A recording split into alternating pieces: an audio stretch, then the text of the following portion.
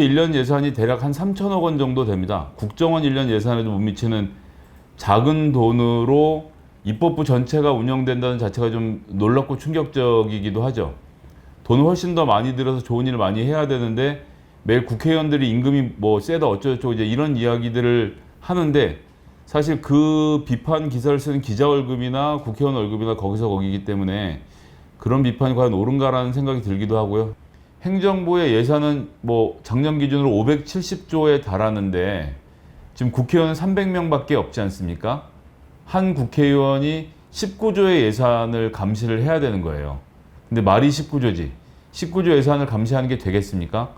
그래서 실질적으로 570조라고 예산이라고 하지만 감시가 가능한 것은 50조에서 100조 규모이고 나머지 예산에 대해서는 거의 건드리기가 힘들다.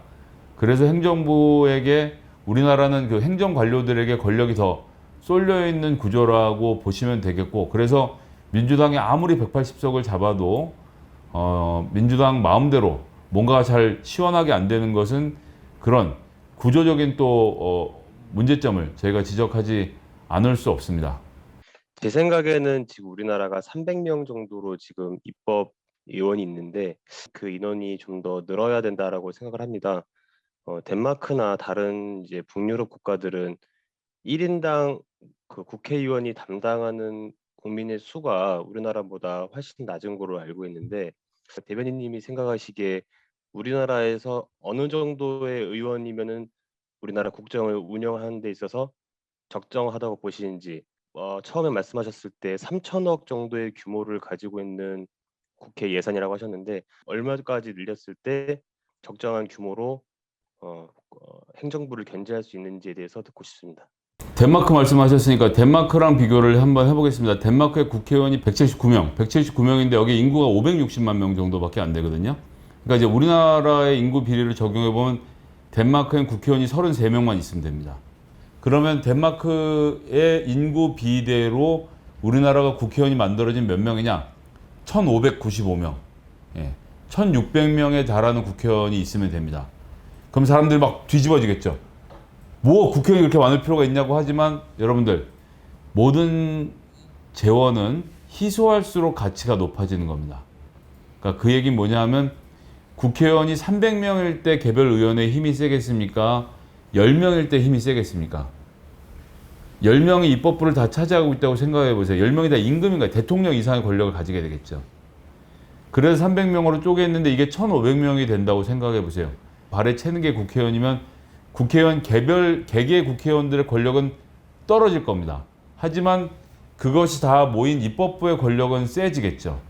근데 이것도 사실은 벌써 몇 년이 지난 거야. 300명 정원이 된 지가 지금 40년이 넘어가는데 그때 그 당시에 3천만 결의하던 게 지금 5천만이 넘어갔잖아요. 지금 5천만으로 늘어났는데 국회의원 숫자를 그대로 유지하고 있다는 건 말이 안 되고 현실적으로는 500명으로 늘리고 250명 현재 지역구는 그대로 유지하고 250명은 비례대표로 전환을 해서 이 연동형 비례대표제가 실질적으로 작동할 수 있는 구조는 250대 250. 그래서 직능 분야나 이런 여러 가지 체제를 대표하는 사람들이 250, 지역을 대표하는 사람이 250해서 500명 정도로 구성되면 되지 않겠느냐.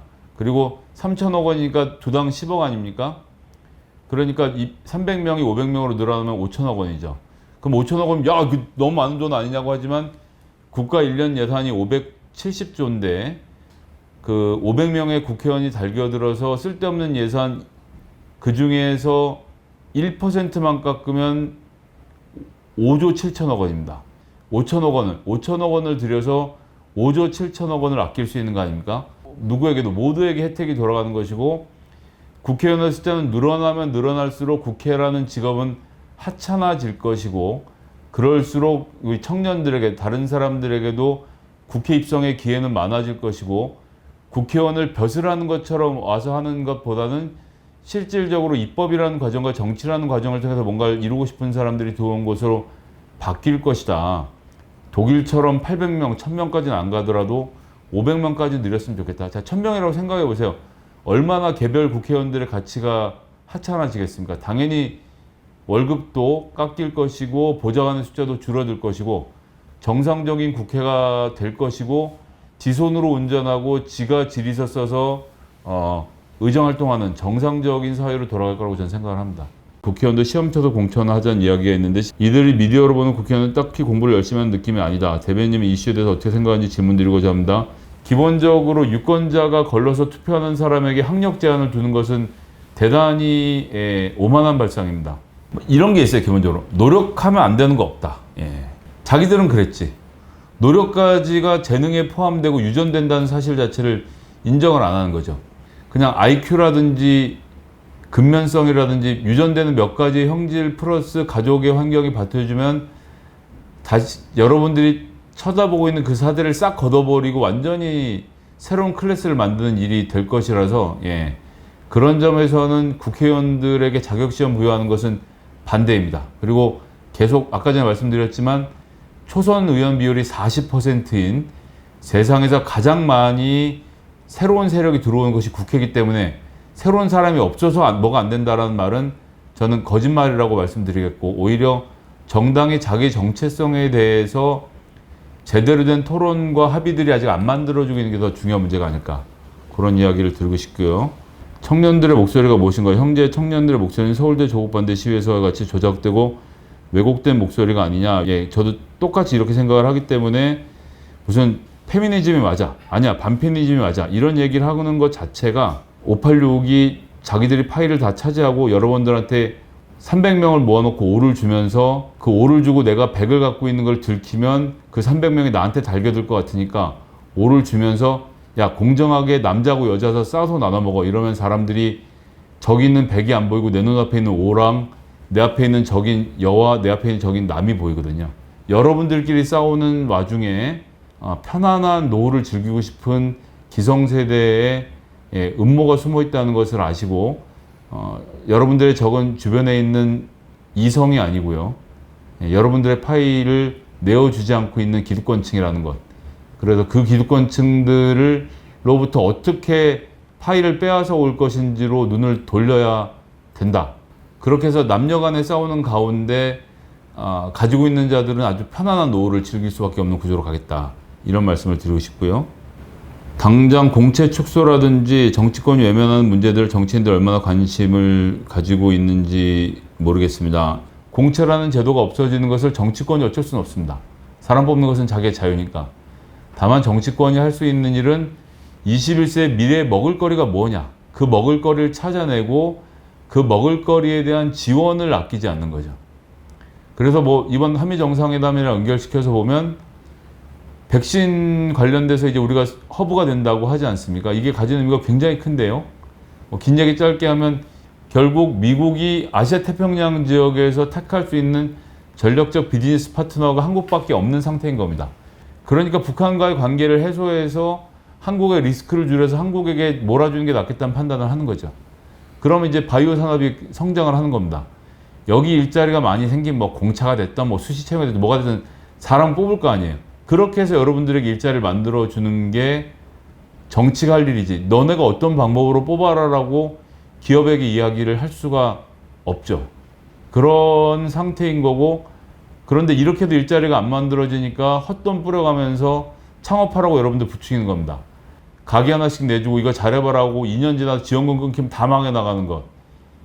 여러분들의 취업 지수를 조금 높이려고 이런저런 장난을 치는 것은 있지만 그렇게 해서 해결된 문제가 전 아니라고 보고요. 국가가 할 일은 미래 산업, 미래 먹을거리들을 키우는 일인데, 그런 점에서 이번에 아르테미스 어그리먼트를 통해서 달 기지에 들어갈 부품을 한국이 만들고, 이렇게 해서 2040년에 1,300조 원의 시장이 될, 지금 우리나라, 지금 전 세계 반도체 시장이 500조 원에 불과합니다. 1,300조 원이 될 우주산업 시장에 우리나라가 비중을 차지하게 된다면 그런 데서 돈 많이 벌고 그런 데서 사람 많이 뽑는 방법밖에 없지 않겠냐라고는 점을 말씀을 드리고 싶고요. 그 보좌관을 할 수 있는 방법이나 뭐 자격 요건이나 그런 걸 좀 듣고 싶거든요. 실질적인 방법들. 청년 당원들이시라서 아마도 국회에서 일을 해보고 싶거나 혹은 뭐 일자리를 구하는 문제 포함해서 여러 가지 고민이나 이런 것들에 대해서 관심들이 있으실 텐데, 실질적인 방법은 해당 국회의원하고 선거를 같이 뛰어서 너무나도 큰 빚을 지워서 같이 활동을 하는 사람이 보좌관으로 들어갈 확률이 제일 높고요. 그 다음에 외부에서 다른 일을 하다 오는 사람들이 많기도 한데요. 그런 것들은 공채를 통해서도 많이 뽑습니다. 공채를 하는 게 여러분들 생각하는 것보다 아름아름으로 뽑기보다는 제대로 뽑는데 대신 뭐 몇 가지 특출난 재능들과 기술이 필요해요. 5급 자리를 내든 인턴 자리를 내든 이력서 100장씩 들어오거든요. 그럼 보통 읽다가 쓰레기통으로 들어가는 게 70통. 그러니까 이 사람들은 그중에 한 30통 정도는 어디에다가 이력서를 내도 안 되겠다 싶은 내용들이 주로 많은데 맞춤법 틀리는 사람, 띄어쓰기 틀리는 사람, 그 다음에 문장의 주술 호응이 안 되는 사람. 뭐 다른 데는 모르겠는데 국회는 책을 아주 많이 읽고 요약할 줄 알아야 되고 자기의 주장을 명확하게 글로 설명하고 짧은 문장으로 요약할 줄 아는 능력이 있어야 됩니다. 짧은 문장 안에 자기를 설명할 수 있는 사람인 것이 가장 중요한 포인트겠고요. 그리고 상대방과 교섭을 하거나 대화를 나눠서 결론을 잘 이끌어낼 수 있는 능력. 굉장히 좀 영민해야 되는 직업입니다. 직업군이. 저 같은 경우는 그렇게 해서 100장이 들어오면 70통은 열심히 일하신 아버지와 따뜻하신 어머니 사이에 이러면 이제 쓰레기통 바로 관심 없거든요. 이제 그런 얘기를 쓸 정도면 뭐 볼 것도 없는 사람들의 대부분의 경우에는 2차는 제가 이제 그 사람들하고 전화 면접을 합니다. 그 사람이 어떻게 생긴 사람인지 뭐 이런 조건을 보지 않고 그냥 그 사람 생각을 들으려고 전화를 하는데 전화를 해서 왜 우리 의원실에 지원하셨어요? 라고 물어보는데 이거 답변 못하는 사람도 절반이에요. 공고가 떠서요? 이제 이러면 이제 그건 다 끊는 전화입니다. 그래서 내가 정확하게 소명의식을 갖고 왜 여기에 들어가야 되는지에 대해서 설명할 수 있는 사람을 추리면 5명 안팎으로 줄어들고요. 그 사람들 같은 경우 이제 제가 이제 직접 면접을 대면을 통해서 전화 의원님이 이제 봐가면서 사람을 추려내는데 이제 거기부터는 좀 뭐 다른 문제가 되겠는데 거기까지 올라오는 것도 결코 쉬운 일은 아니고요. 그래서 공채를 통해서 뽑는데 공채 같은 경우는 이 분야에 경력이 있는 것이 굉장히 유리해서 인턴 생활을 해보신 분들에게 좀 더 기회가 있을 수 있고 그 위에 6급, 5급 이런 자리들 같은 경우는 뭐 기본적인 신뢰가 바탕이 되어야 하는데 그 사람과 뭐 어떤 관계를 맺어본 적이 없기 때문에 그런 신뢰를 쌓는 과정들은 글쎄요 누군가에게서부터 레퍼런스를 받는 게 중요한데 그런 일들을 잘 준비할 수 있는 분들에게 좀 유리한 직장이라고 얘기를 하겠습니다. 기본적인 자질은 야 내가 하면 정말 잘할 것 같은데 이런 어떤 끝없는 자만심 이게 중요하다고 생각합니다.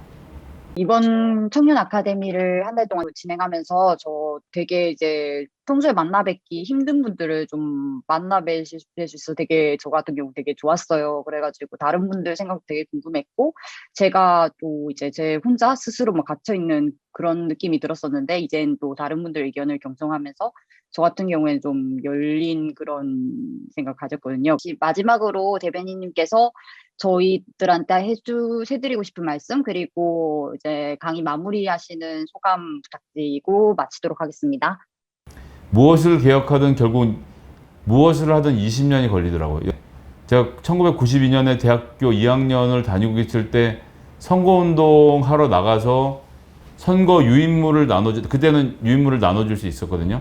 나눠주다가 깡패한테 납치돼 갖고 저는 기지를 부려서 빠져나왔는데 저 말고 다른 지하철 입구에서 돌리던 여학생 포함해서 3명은 실제로 깡패들한테 봉고차에 납치가 돼갖고 의정부까지 끌려갔었다. 우리는 선거운동을 평화롭게 했으면 좋겠다는 꿈을 가졌었고 그게 30년 지나니까 이루어지더라고요. 그래서 여러분들이 그런 얘기 안 믿으시겠지만 여러분들이 생각하신 갑갑증은 여러분이 50대가 될 때쯤에 해결이 되는 구조이기 때문에 지금부터 무엇을 해결해야 될지를 여러분들이 여론을 잘 모아가시는 게 중요할 거라고 생각을 하고 20살 때부터 생각한 일이 아니면 50에 이룰 수가 없어요. 여러분들이 지금 생각하시는 일들은 그래서 여러분들이 제 나이가 되면 그때 가서 이루어질 테니까 좋은 생각들 많이 하시길 바라겠습니다.